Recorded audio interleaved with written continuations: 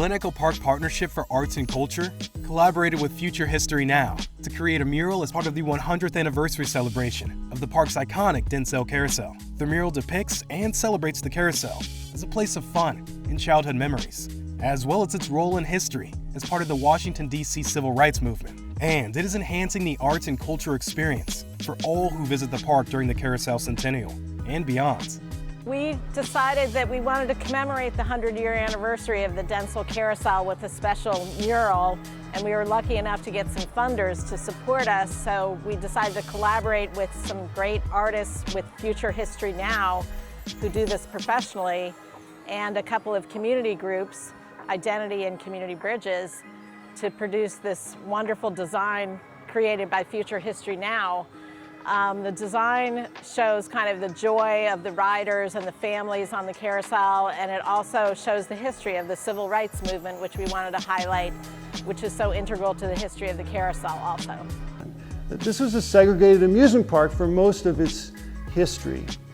In 1960, that began to change. A group of Howard University students did a series of sit-ins at drugstores in Arlington, Virginia to speak out against the policy of segregation in those drugstores. They were successful. They decided to bring their efforts to Glen Echo Amusement Park. And on a Sunday, June 30, 1960, about a dozen protesters were given tickets to the carousel by some white patrons outside the park. And they came and did a sit-in.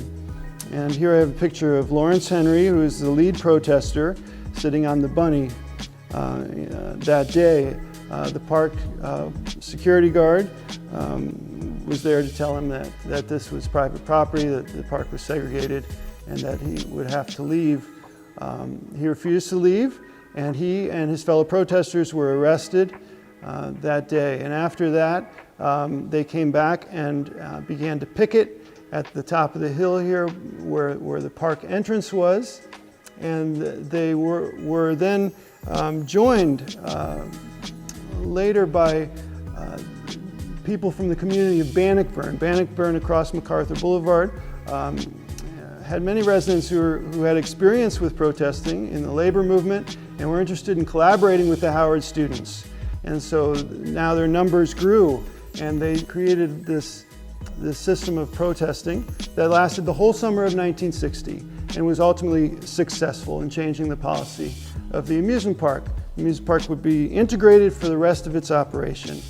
Obviously, the inspiration came from Glen Echo Park and the history that they introduced us to here, but also it was an opportunity for us to take a lot of the methods we use in street art, the spray paint, the bucket paints, rollers, brushes, and combine them all together here on this is a smaller scale than what we're used to doing.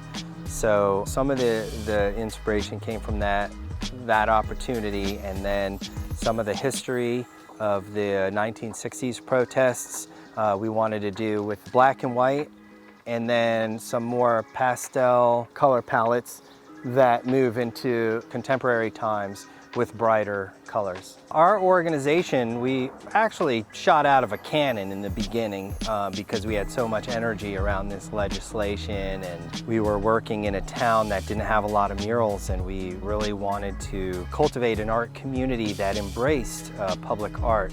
So we try to work with as many people as we can. Over the years, we've become more based on social issues and history, a lot of history-based murals in our community. So we'll bring murals to areas and highlight the history of those areas and teach that history to the young youth from those communities that we work with. We also do a lot of murals that are based in social activism. The beginning of Future History Now was a peaceful protest that we called a mural funeral. We had a second line and everything come to perform. We had local musicians perform, speakers from a very young age to a very older age. And we found a lot of kids came to the project.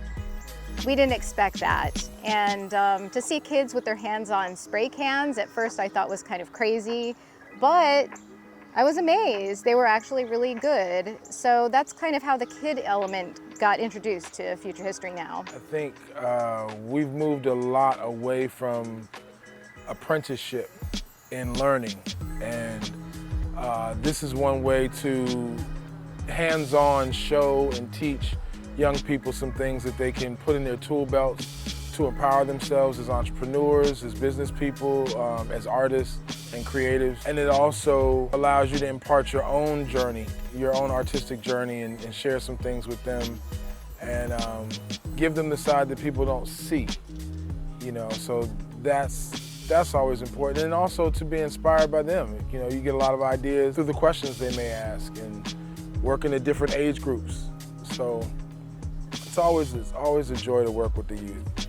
So the kids were really important because, I mean, I hate to say the youth is our future, but you know, we are handing things off to the young people, and these are incredible young artists who've been learning their trade, and this is just another way for them to connect with the park and be a part of the park. So, and they aren't really from the immediate area, so we really want to introduce the park to more people.